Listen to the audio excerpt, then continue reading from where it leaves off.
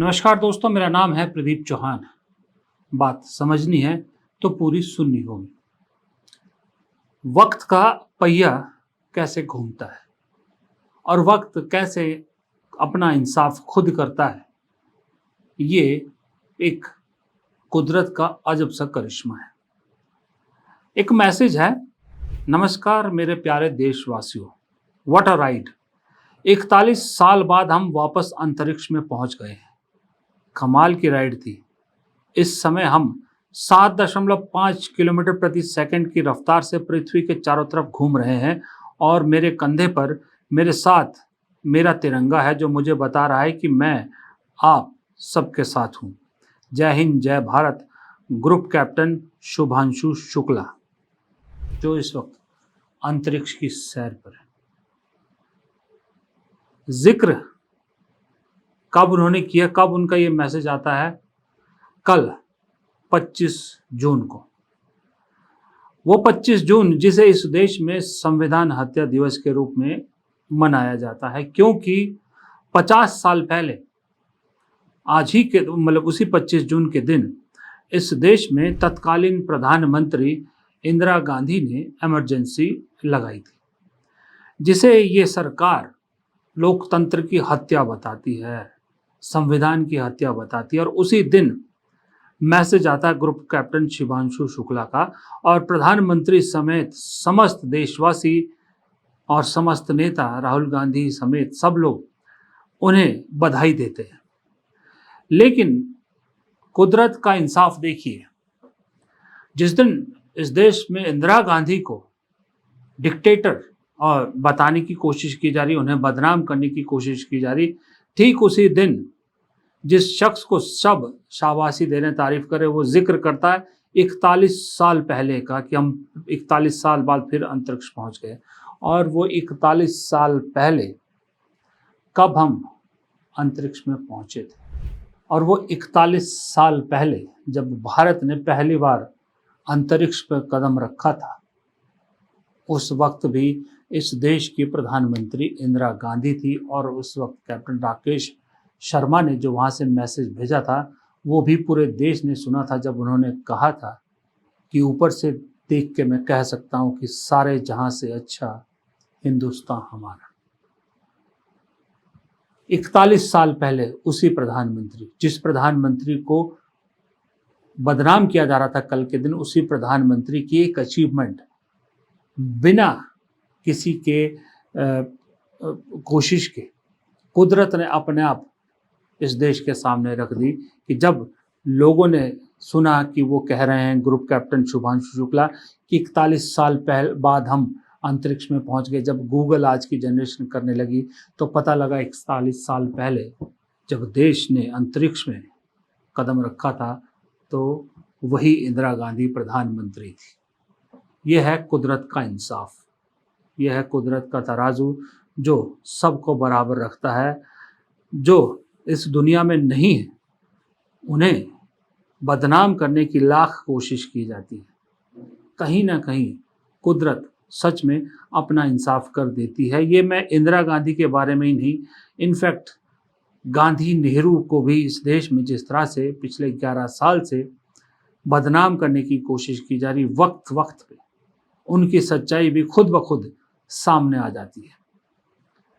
कहीं ना कहीं मैं इतना समझूंगा कि अगर सत्ता में रहने के लिए मोदी जी किस्मत वाले हैं, तो इस मामले में कांग्रेस की किस्मत बड़ी तेज है। कांग्रेस कुछ नहीं करती, लेकिन कुदरत सच न जाने कैसे अचानक सामने ले आती है, चाहे नेहरू का सच हो, चाहे इंदिरा गांधी की उपलब्धियां। तो ये कुदरत का इंसाफ होता है। और कल, क्योंकि बात जिक्र इमरजेंसी का हो रहा है, तो कल मैंने शाम के डिटेल वीडियो में बता दिया था कि इमरजेंसी का दूसरा पहलू भी क्या था। लेकिन उस इमरजेंसी के दौरान कल के जो इस देश में जो 25 जून को एक अजीब सा नाम दे दिया गया है, उसने बहुत सारी उन लोगों की भी पोलें खोल दी है जो किसी वक्त कांग्रेस की मलाई चाटा करते थे, कांग्रेस के गोद में बैठते थे, इन्हीं गांधी परिवार के दरवाजे पर हाजिरी लगाया करते थे। आज वो सत्ता के लालच में भगौड़े बन के बीजेपी में बैठे हैं और वहाँ सत्ता की मलाई चाट रहे हैं।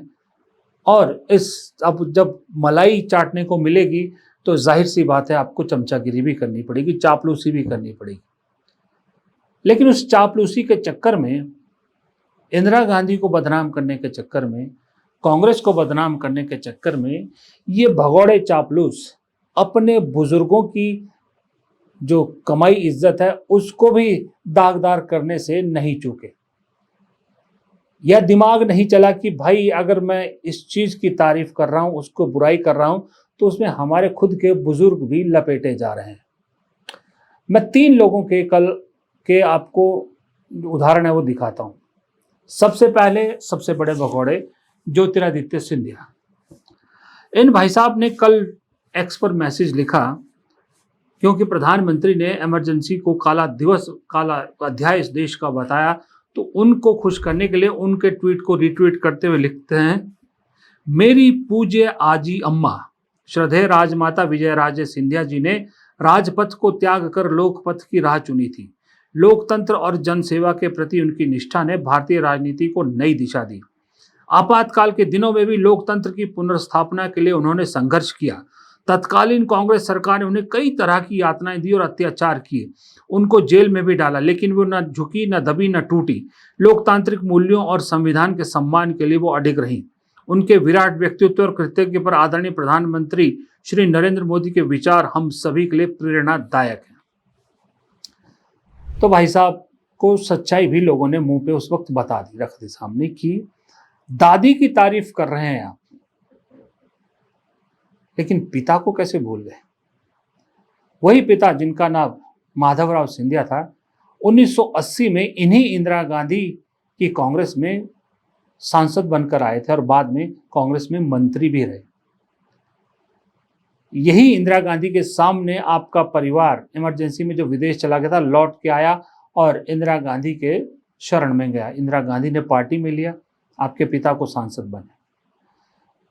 या तो आपके पिता उस वक्त झूठे थे, जिन्होंने अपनी मां को, जिसने यातनाएं दी, अपनी मां की यातनाओं को भूलकर उस डिक्टेटर के चरणों में चले गए, उसके साथ मिल गए। इसका मतलब आपके पिता या तो अपनी मां की इज्जत नहीं करते थे, या आपके पिता इंदिरा गांधी को दोषी नहीं मानते थे, कांग्रेस को सही मानते थे, और जिधर आपकी दादी थी उस पक्ष को गलत मानते थे। या फिर आप झूठे हैं, आपका कैरेक्टर झूठा है कि आप अपने पिता को भूल के दादी को याद कर रहे हैं, क्योंकि पिता सूट नहीं करते हैं बीजेपी को, दादी सूट करती है। दादी के सहारे आप प्रधानमंत्री को चाटुकारिता का चाशनी चटाने की कोशिश कर रहे हैं, लेकिन इस चक्कर में अपने पिता की फजीयत करवा बैठे कि भाई 3 साल बाद ही तो सांसद बन गए थे। इन्हीं इंदिरा गांधी के सामने फोटो वायरल है, जब आप, आपकी माँ और आपके पिता इंदिरा गांधी के साथ बैठे हैं, आप छोटे से हैं। थोड़ा सा ऊपर का माला शायद इस्तेमाल नहीं किया। इसी तरह से एक दूसरे शख्स हैं जितिन प्रसाद, ये भी कभी ज्योतिरादित्य सिंधिया की तरह राहुल गांधी की टीम में हुआ करते थे। वो लिखते हैं, अभी यूपी में मिनिस्टर हैं, लिखते हैं, भारतीय लोकतंत्र के सबसे काले अध्याय आपातकाल में विरोध में उठी हर आवाज को सादर नमन। इन्हीं जितिन प्रसाद का एक कुछ साल पहले का ट्वीट फिर सामने आया, जहां वो लिखते हैं कि her decisive leadership with her compassion for the people of India is miss today. Indira Gandhi ji lives on the hearts of every Indian. यार कैसे कोई आदमी खुद का थूका हुआ चाट सकता, मुझे समझ में नहीं आता। ठीक है, राजनीति में आपको करना पड़ता है, लेकिन राजनीति में भी एक शरीर में रीढ़ की हड्डी होती है कि नहीं होती यार? कैसे एकदम से कोई मुकर सकता है? कुछ साल पहले आप इंदिरा गांधी की तारीफ में कसीदे गढ़ रहे थे और कह रहे थे वो हर इंडियन के दिल में रहते हैं, और फिर आज अचानक आप जो है उनको आपातकाल को जो है लोकतंत्र की सबसे काला दिवस और इंदिरा गांधी को वो सब कह रहे हैं। और जितिन प्रसाद ने अपनी तो फजीयत कराई करे, साथ में अपने पिता की भी। उनके पिता भी कांग्रेस के स्टॉलवर्ड नेता थे, कांग्रेस अध्यक्ष का चुनाव भी लड़ा उन्होंने सोनिया गांधी के खिलाफ।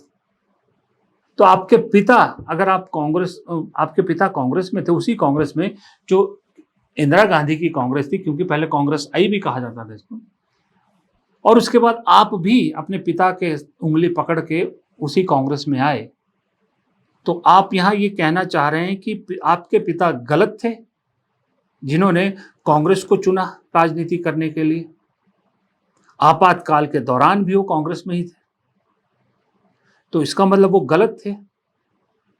आप भी पहले गलत थे क्योंकि आप कांग्रेस में थे, अब आप जो है वो अच्छे हो गए, आपने सही पार्टी चुन ली है, लेकिन आपके पिता ताउम्र गलत रहे, ताउम्र वो जो है वो कांग्रेस में रहे, इसलिए वो गलत थे। मतलब आप अपने पिता की फजीहत करा रहे हैं क्योंकि मोदी जी की तारीफ करनी है। गजब। फिर एक और आइए, किरण चौधरी और उनकी बेटी श्रुति चौधरी। श्रुति चौधरी इस वक्त हरियाणा में बीजेपी सरकार में मंत्री हैं और किरण चौधरी बीजेपी की राज्यसभा सांसद हैं। कुछ महीने पहले तक दोनों मां बेटी कांग्रेस में थी। ये भी प्रधानमंत्री की the emergency diaries Chronicle my journey during the emergency year, it brought back many memories from that time, इसको शेयर कर रही है प्रधानमंत्री ने, जो इमरजेंसी के काले अध्याय का जिक्र करते हुए ट्वीट किया। यहां ये दोनों भी ये भूल गए कि किरण चौधरी के ससुर चौधरी बंसीलाल और श्रुति चौधरी के दादा चौधरी बंसीलाल उस वक्त कांग्रेस में थे और बाद में कांग्रेस के मुख्यमंत्री भी रहे हरियाणा के। उसके बाद उन्होंने अपनी पार्टी भी बीच में बनाई थी, लेकिन फिर इनके किरण चौधरी के पति श्रुति चौधरी के पिता और खुद ये दोनों कांग्रेस में शामिल हो गई थी उनकी मृत्यु के बाद। तो क्या किरण चौधरी के पति गलत थे और उनके ससुर जो इमरजेंसी के दौरान भी कांग्रेस में थे वो भी जो है वो इस काले अध्याय के दोषी हैं? आप अपने खानदान का इतिहास भी काला कर रही हैं, कह रही हैं कि मेरे खानदान भी जो है वो इस काले अध्याय के लिए दोषी है, क्योंकि उस वक्त जो इंदिरा गांधी ने अकेले तो डिसीजन नहीं लिए ना। इंदिरा गांधी अकेले तो सरकार चला नहीं रही थी, अकेले तो पार्टी चला नहीं रही थी, सब लोग साथ थे ना। तो दोषी यानी वो भी थे। तो एक अपने पिता को, दूसरा भी अपने पिता को, तीसरी अपने ससुर और पति दोनों को, चौथी अपने दादा और पिता की लेगेसी को भूलकर चाटुकारिता में डूब गई और अब चक्कर में, चाटुकारिता के चक्कर में अपने पूर्वजों की ही बेइज्जती करने से नहीं जुड़ रही, उन्हें ही कटघरे में खड़ा कर रहे हैं। ऐसी चाटुकारिता अगर राजनीति में करनी पड़ती है, ऐसी चाटुकारिता अगर आपको सत्ता में बनाए रखने के लिए करनी पड़ती है, तो मेरे हिसाब से तो थू है ऐसी राजनीति पर। मैं इनकी जगह होता मैं ये नहीं कर सकता, मैं तुरंत राजनीति से बेशक संन्यास ले लेता। अगर आपको डर लगता है कि अगर आप सत्तारूढ़ पार्टी को छोड़ देंगे तो आप पे कार्रवाइयां हो जाएगी, तो राजनीति छोड़ दीजिए। डर के राजनीति करने वालों की कोई जगह नहीं है आज के दौर में। डरपोकों को राहुल गांधी ठीक कहते हैं, जो गए वो अच्छा हुआ गए, बाकी जिनको डर लगता है वो घर बैठे। तो इन लोगों को भी घर बैठना चाहिए। कम से कम अपनी आत्मा को तो शर्मिंदा मत कीजिए। कभी तो घर जाके जब जाते होंगे शाम को ये सब करने के बाद, तस्वीरें सामने दिखी होंगी अपने बुजुर्गों की, तो क्या उन तस्वीरों से ये नजरें मिला पाए होंगे? और ये कुछ है, फहरिस्त लंबी है। कांग्रेस के भगोड़ों की फहरिस्त छोटी थोड़ी है, और बीजेपी में तो मजबूरी है। कांग्रेस थोड़ी है कि राहुल गांधी ने जो कहा जरूरी नहीं है कि आप उसको रीट्वीट करो, आप उसका समर्थन करो, कोई जरूरी नहीं है वहां। इसलिए राहुल गांधी जो कहते हैं, कुछ चुनिंदा नेता ही उसको इंडोर्स करते हैं, बाकी तो शांत चुप बैठते हैं, तमाशा देखते हैं। लेकिन ये बीजेपी है, प्रधानमंत्री ने जो कह दिया, जो लिख दिया, वो आपको आगे बढ़ाना ही पड़ेगा, चाहे वो कुछ भी हो। तो जब राजनीति में इतनी मजबूरियां हो जाए ना कि आप इंसान को अपना आत्मसम्मान मारना पड़ जाए, वहां तक भी राजनीति को छोड़ देना चाहिए। यहाँ तो आत्मसम्मान से आगे अपने परिवार का, अपने बुजुर्गों का सम्मान मारने की बात हुई। तो ऐसी राजनीति से मुझे तो बेहतर लगता है कि कम से कम आदमी भीख मांग ले सड़क में। कम से कम एक आत्मसम्मान तो है कि जब आपका दिल क्या मांग ली, जिससे मांगने दिल क्या मांगी, जिसने नहीं मांगने का दिल नहीं मांगी। कम से कम ये तो नहीं है कि तलवे चाटने के चक्कर में मैं तो कम से कम अपने घर के बुजुर्गों की इज्जत नीलाम नहीं कर सकता। ये लोग कर सकते हैं, शायद इसीलिए नेता हैं और ऐसे नेताओं को देखकर ही, सही में बताऊं, ऐसे नेताओं को देखकर ही भारत के माँ बाप, हम जैसे माँ बाप अपने बच्चों को सब कुछ करने का आइडिया दे देंगे, रोजी रोटी कमाने के लिए बहुत आइडियाज दे देंगे, लेकिन कभी कोई माँ बाप ये नहीं कहता अपने बच्चों को इस देश में कि आप राजनीति में अपना भविष्य देखिए या आप राजनीति में जाइए। ऐसे लोगों को देख के नहीं करते हैं इस देश के लोग कि राजनीति भी एक करियर ऑप्शन हो सकता है। तो फिर क्या होगा? यही लोग राजनीति में रहेंगे, यही बाप दाताओं की उंगली पकड़ के राजनीति में आते हैं, फिर अपने फायदे के लिए उन्हीं बाप दाताओं को लात मार के अपना नया इतिहास रचने की कोशिश करते हैं। लेकिन ये लोग ये भूल जाते हैं कि इनके आगे भी पीढ़ी है, इनके आगे भी पीढ़ी है, वो भी राजनीति ही करेंगे, क्योंकि राजनीति आपके खून में है। और जब वो राजनीति करेंगे तो कल को वो भी आपके साथ यही करेंगे जो आप अपने बुजुर्गों के साथ कर रहे हैं। ये वक्त का पहिया है भाई साहब।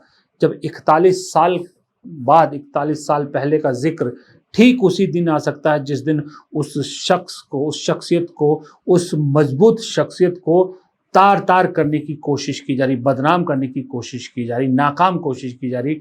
उसी दिन ना चाहते हुए भी, बिना किसी की मर्जी के, कुदरत के करिश्मे से उसकी कामयाबी इस देश के सामने आती है। तो फिर ये कुदरत का इंसाफ तो होना ही होना है। फिलहाल इस वीडियो में इतना ही। वीडियो पसंद आया हो तो लाइक ज़रूर कीजिएगा। आपके वीडियो लाइक करने से हमारी मदद हो जाती है। और एक गुजारिश है आपसे, अगर आप मेरा वीडियो देखते हैं या पहली बार देख रहे हैं, वीडियो पसंद आया हो तो प्लीज़ चैनल को सब्सक्राइब ज़रूर कीजिएगा अगर आपने अब तक सब्सक्राइब नहीं किया है। और कमेंट बॉक्स में तो आपकी राय मुझे मालूम है, कहने की ज़रूरत नहीं, सबसे इम्पोर्टेंट है मेरे लिए। नमस्कार।